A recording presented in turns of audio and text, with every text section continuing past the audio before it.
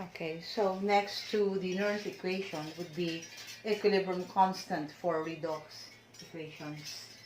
And again, you have at equilibrium the constant K sub EQ is equal to the concentration of the products over X over concentration of the reactants, uh, products raised to X, and then reactants raised to Y. So this is now equivalent to the equilibrium constant for redox reactions. So from using the Nernst equation,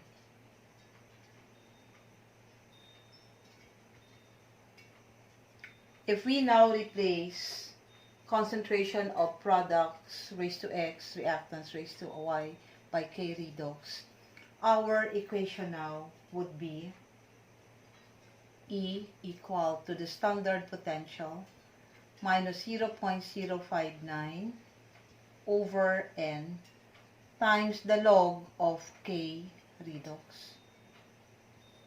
Okay, so it is said that at equilibrium, E is equal to 0.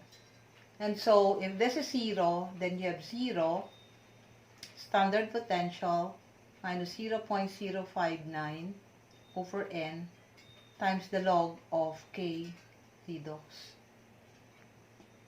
Okay, so if this term is transposed to the other side, we therefore have E standard potential is equal to 0. It becomes positive at the other side, 0.059 over N times the log of K redox. So solving for this quantity, the log of K redox is therefore equal to N. You cross multiply N times the standard potential all over 0.059. This is our formula applied in solving values for the constant, equilibrium constant, K redox. Okay, so let us apply it now to the first sample problem under this topic. And we have several types of problems solved applying this formula. So for 2.8, you're asked to solve for the value of K redox for the reaction zinc plus Cu 2 plus forming zinc 2 plus Cu. So again, the first step would be to solve for the standard potential. So you would always be applying standard potential. Using the table, our oxidation reaction would be for zinc, changing from zinc to zinc 2 plus. So you have zinc changing to zinc 2 plus 2 electrons. Okay, the standard potential from the table is positive 0.76 volts. Now, reduction equation would be for copper, Cu 2 plus 2 electrons, forming Cu. And from the table, the potential is equal to positive 0.34 volts. So, when you add, both of them has 2 electrons, which would cancel out. So, no need to multiply the equations. And by the way, there would be cases wherein you have 1 electron, the other one is 2. So, you only need to multiply that equation with only 1 electron. So, it doesn't mean that you always multiply both of them by a certain number. just to balance the number of electrons. So it really depends on the resulting equation. So the purpose of multiplying it by a certain number is to have the same number of electrons on both sides of the reaction, or same number of electrons for the oxidation and then reduction equations. Okay, so our sum now would be zinc plus copper 2 plus, forming zinc 2 plus copper, and the standard potential is equal to 1.10 volts positive. Okay, so this is our standard potential. What is our N? N is equal to 2. So if we solve for applying now the log of K redox is equal to, the formula is N standard potential over 0.059. So substituting the values into this formula, you will have, okay, so this would equal to 2 times 1.10, the sign is positive, over 0.059. So the rest would be calculation, and you will have the log of K redox equals 37.3. So how do you get K redox? So you take inverse log of both sides of the equation, or both sides would, taking inverse log of both sides, on the right side it becomes 10 raised to 37.3, 10 raised to x for inverse log. And so the value for the constant K redox is now equal to 2 times 10 raised to 37. This is the value of the constant. And this is what we are solving for problem 2.8. So how do we interpret the given value for the constant now, which is 2 times 10 raised to 37, which is a very big number. Large value for K,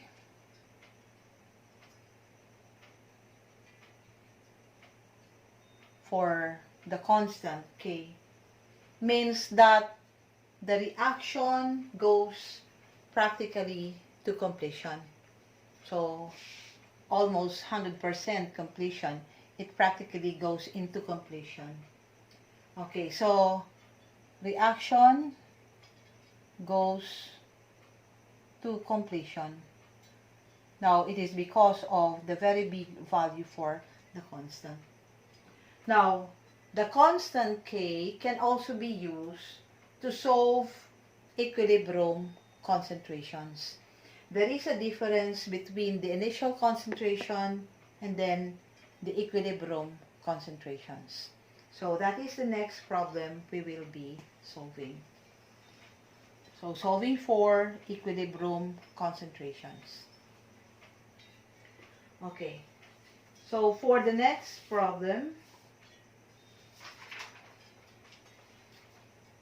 we have 2.9.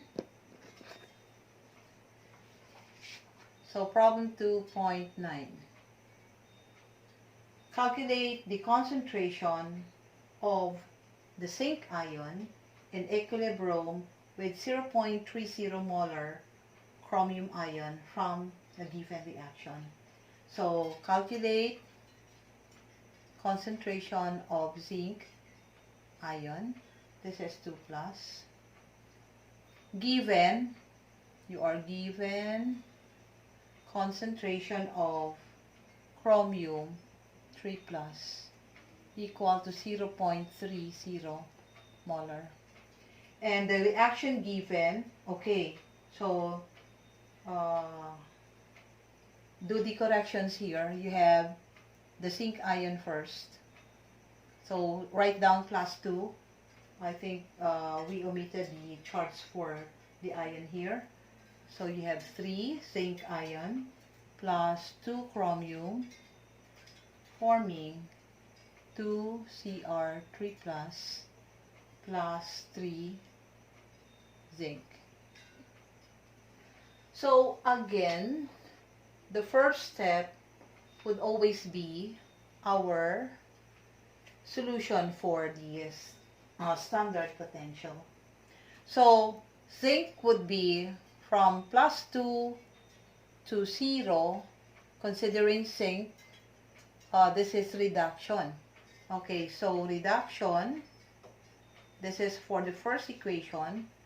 You have zinc +2 plus 2 electrons forming zinc.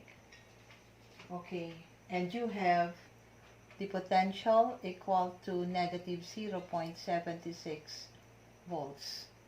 And the oxidation reaction is for equation number 2, and this is for chromium, Cr forming Cr3 plus 3 electrons, and this is equal to positive 0.74 volts. Okay, so if you will notice, the equations I have written down here are exactly the same equations taken from the table. They don't have the coefficients yet. In the final equation that you will have, they have their proper coefficients already. Okay, so before we add, we have to change number of electrons for this should be equal. So the first equation is multiplied by 3, and the second equation is multiplied by 2. Okay, so we now have 3, I would be rewriting it so you won't get confused, plus 6 electrons forming 3 zinc. And this is equal to negative 0.74 volts. And the second equation would be 2 chromium forming 2 Cr3 plus 6 electrons. Potential is equal to positive 0. Okay, this is 76 and this is 0.74. Okay, so we are now ready to add, because we now have the same number of electrons here.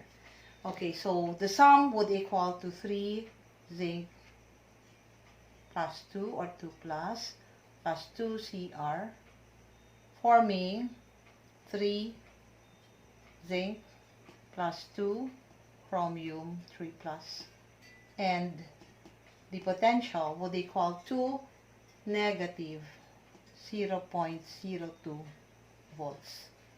Okay, so this is our equation, and take note that you now have the correct coefficients just like the given reaction. So when you do this portion for your solution, again, you have to start by just copying the same oxidation and reduction equations from the table. And now we change the coefficient because we should have the same number of electrons for both the half reactions given. Okay, so what is our N? N is equal to 6. And this is our standard potential. Okay, so let us now apply.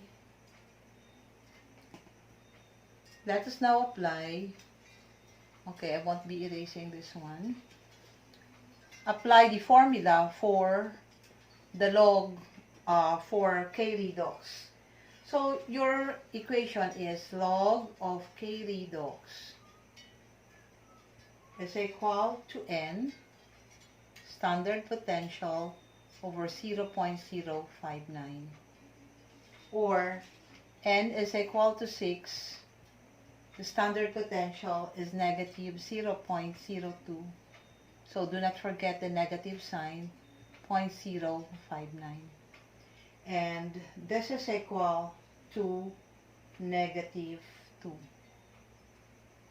Okay. So if this is equal to negative 2, then K redox would therefore equal to 1 times 10 raised to negative 2. Now this is the value for the constant. So, at equilibrium, now we have said that the constant is equal to the concentration of the products over the reactants. So, considering the ions present from the given equation, this would be our ions. Okay, so product would be concentration of Cr3 plus.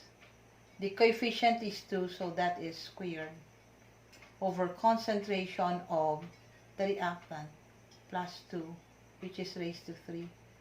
And this is equivalent to your constant. So we equate, use the value of the constant 1 times 10 raised to negative 2. Now, you are given concentration of chromium. So we now substitute it here. You have 0.3 squared all over concentration of zinc raised to 3, and that is equal to 1 times 10 raised to negative 2. Now remember, we are after the concentration of zinc ion. So if you solve for concentration of zinc ion, so we have zinc ion concentration cube is equal to, we just interchange positions of 1 times 10 raised to negative 2 and our unknown. You will have 0.3 squared all over 1 times 10 raised to negative 2. And that would give us 9 as our answer. So if zinc ion concentration cube is equal to 9, the concentration of the ion plus 2 will therefore equal to the cube root of 9. And the cube root of 9 is equal to 2.1. Okay, so this would be in terms of molarity. This is the concentration of the zinc ion. So the formula for K-redox would also enable you to solve for equilibrium concentrations. Okay, so this is for zinc. Now, another application for the K-redox would be the K-redox equation can also be used to determine in which direction a reaction will proceed in order to reach equilibrium. Okay, so we go to the next problem.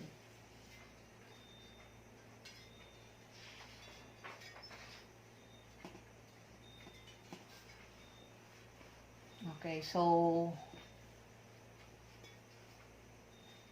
study on this problems that we're solving here, because this would be part of your final exam also. And later, at the end of the lecture video, I would be writing down the schedule for the final exams. Okay, so this is example 2.10, 2.10.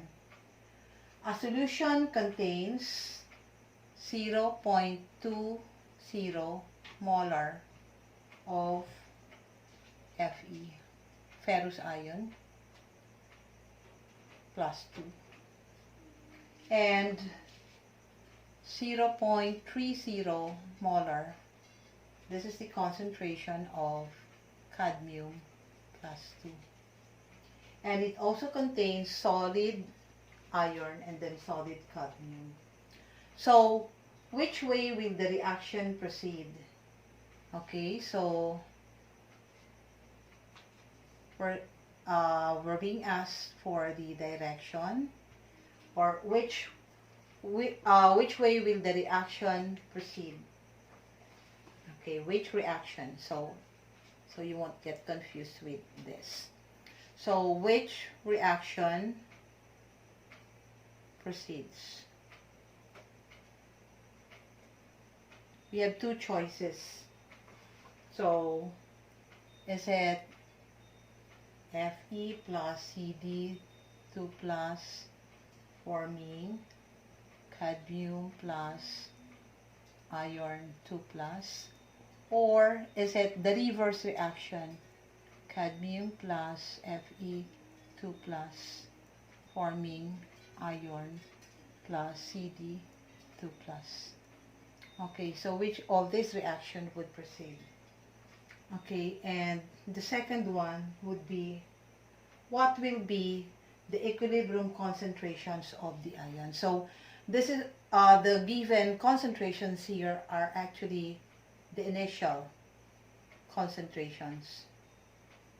So what would be the equilibrium concentrations of ferrous and cadmium ions? Okay, so we have two questions to be answered. Okay, so to solve this problem, we take one of the possible reactions taking place, and then solve for the K-redox, and solve for the, compare it with the concentration of the products over the reactants. Okay, so let us start with letter A. So from the half reactions, that's again iron to Fe plus 2, and then cadmium plus 2, let us consider the first equation.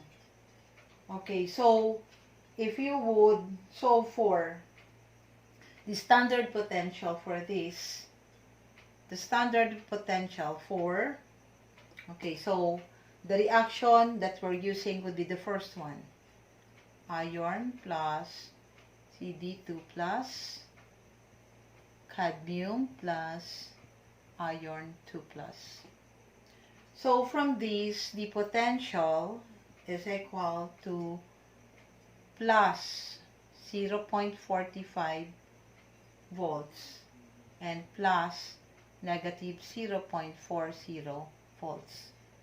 Using our table and then solving the two half reactions, and you have 0.05 volts. This is the standard potential. Okay, so N here is also equal to 2 because you have plus 2 electrons, then iron also with 2 electrons. Okay, so we are now ready to solve for the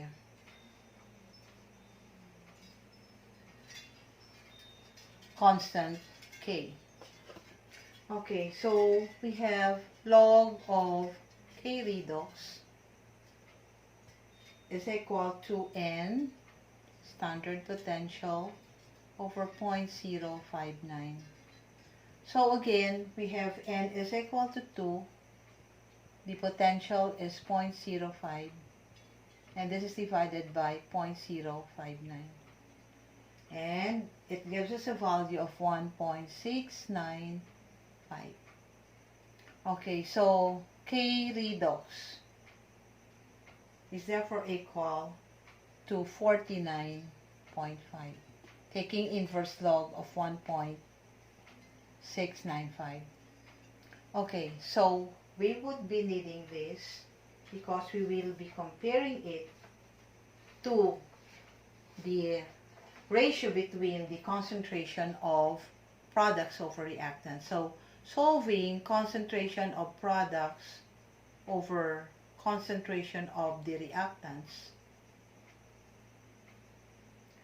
we have from the reaction concentration of ferrous ion over concentration of cadmium. This is referring to our equation, the first reaction that we used. Okay, so given the initial concentrations, using this as the concentrations of the product and then the reactants, you'd have 0.2 over 0.3. And this gives us 0.67. Okay, so now if you will check, this is actually equal to a constant K. Now we compare this to our calculated K redox value. So if the concentration, the ratio between the concentrations of products and the reactants would be less than the value of the constant, then the reaction proceeds to the right in order to reach equilibrium. So this is less than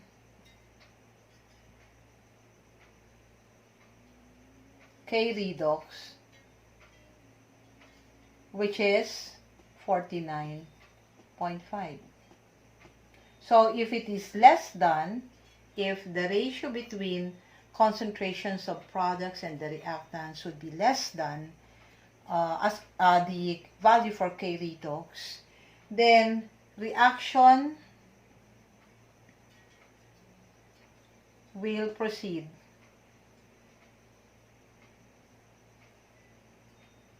to the right, meaning the reaction that we have, which is, let us rewrite the reaction, Fe plus Cd 2 plus forming Cd plus Fe 2 plus. So this is our chosen reaction, so it proceeds to the right in order to reach equilibrium. Okay, so this is how we interpret the results that we have for this problem. So you are comparing the value of the concentration of the products over the reactants to the value of the constant. So if it is less than K redox, then it proceeds to the right. But if it is greater than K redox, then we have the opposite effect. So if it is greater than K redox, reaction proceeds to the left. So that's the opposite direction, which means that it is the reverse reaction which would take place, and that's the other reaction given. So these are actually reversible reactions. Remember, reversible reactions would have double arrows between them. So we have this as the forward reaction and the other one as the backward reaction from the choices. Okay, so this is how we determine which of the reaction will be favored or would proceed in order to reach equilibrium. So this answers letter A. Now, let us go to letter B. So for letter B, we're being asked to solve for the equilibrium concentrations of the ions Fe plus 2 and then cadmium with the charge of plus 2. Okay, so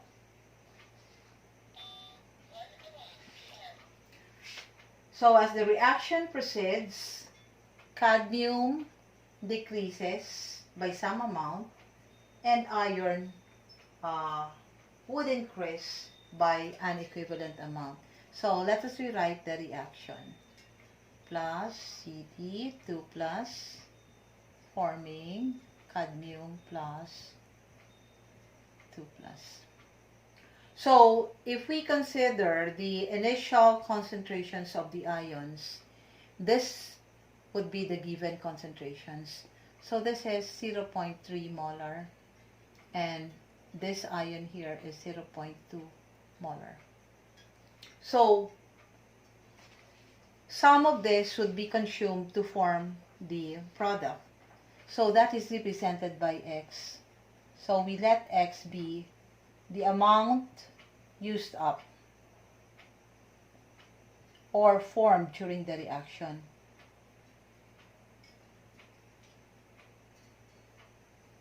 Okay, so the same amount used up and then formed during the reaction. So since this is used up, you have minus X, and this is formed, you have plus X. So at equilibrium, the concentration of cadmium would be 0.3 minus X, and this would be 0.2 plus X. These are the equilibrium concentrations of the ions. Okay, so again, we have, using the K equation, concentration of the product. We have this as the product, 2 plus. No problem with the coefficients, it's equal to 1 over the reactants CD, 2 plus, is equal to the value, now this is equal to K redox. So what is K redox? That is equal to 49.5 from our letter A. Okay, so I think I have to we don't have space anymore. So substituting now equilibrium concentrations in terms of X, and then the value for the constant is equal to 49.5. This would become 0.2 plus X over 0.3 minus X, and this is equal to 49.5.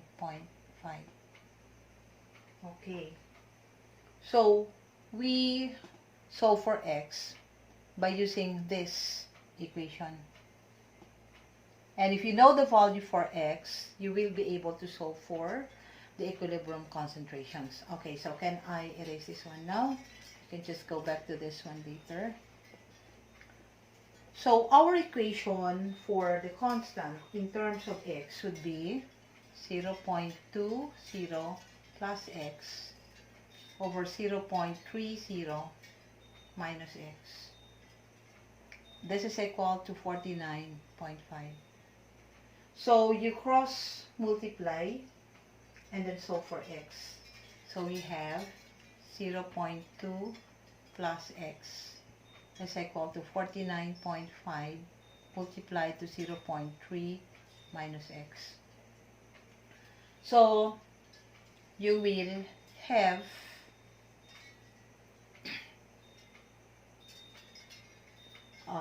the value for X. So we will have 14 points. So you have 0.2 plus X. So we will have 0.2 plus X, and this is now equal to 0.3 times 49.5 is 14.85, and then you have minus 49.5 X. So combining like terms, this is transposed to the other side, it becomes X plus 49.5 X. And this is equal to 14.85 minus 0.2. Okay, so we have 50.95 times X is equal to 14.65. So if you solve for X, the value for X would equal to 0.29. And the value for X would always be lower than the lowest initial concentrations. Okay, so we have at equilibrium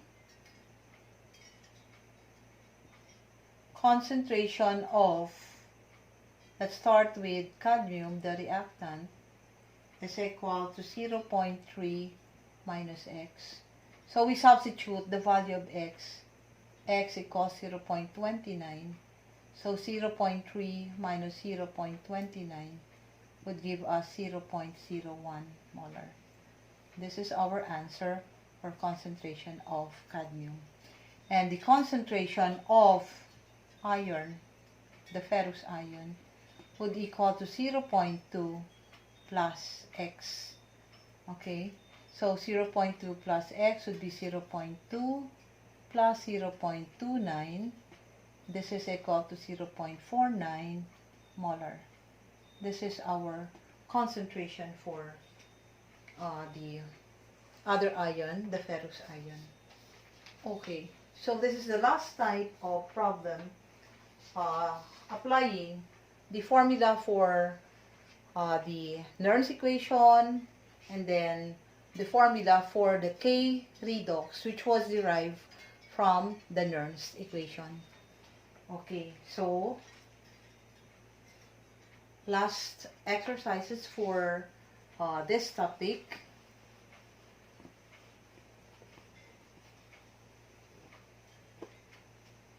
You have exercise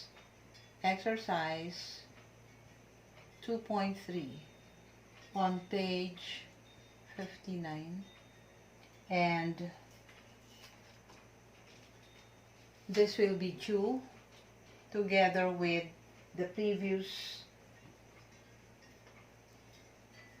assignment that you have. This is due on Thursday, January 14. What was the due date for? Is it 13? Okay, so let's have it January 14. Okay, so final exam is scheduled on January 16. This is Saturday, and this is 9 to 11. It is a departmental exam. And wait for the announcements for this. This is online through your Blackboard. So you would be using Blackboard for the departmental exam. We have several proctors for this, since we will be using the big screen for. So wait for announcements also, since you also have another departmental exam on Friday, the same time, 9 to 11 for calculus. So this is the schedule for the final exam. So what's the coverage for the final exam? The final exam would focus on thermochem,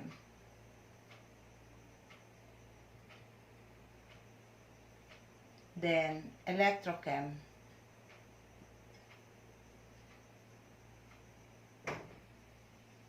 and the last one would be nuclear chem.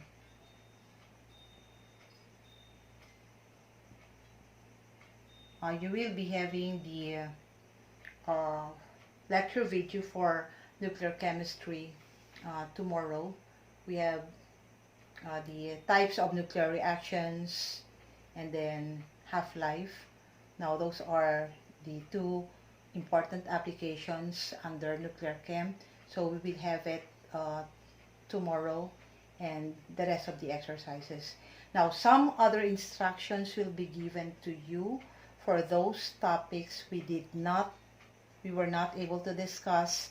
We will just rely on the module, but I will be setting a deadline for the submission of the exercises for the other topics which we were not able to discuss. So you have the whole syllabus, the whole module for Chem 113, which you can refer to for the discussion for some of the other topics in Chem. So we decided on these 3 topics for the final exam. So we only have one more topic to be discussed, part of the final exam. But after the final exam, I would still be giving you lecture videos on the other topics we were not able to include in the finals. Okay, so we're not yet done after the final exams. Okay, so these are very important reminders. And again, when you submit your exercises, one reminder would be to have it just submit it in just one file, and refrain from sending it several times, because my inbox is already flooded with your exercises. Imagine if you have 200 plus students submitting 4 or 3 exercises. You can just imagine the number of uh, messages I have in my inbox. Okay, so again, uh, what delays me from the delay in giving you the scores for the previous exercises are those people who are submitting their exercises and learning activities late, because I still have to record the uh, exercises and the learning activities for those who submitted late. There are some people with very valid reasons why they were not able to submit on time, but there are also some who just submitted without any reason why they submitted late. Okay, so this would be the coverage for the final exam.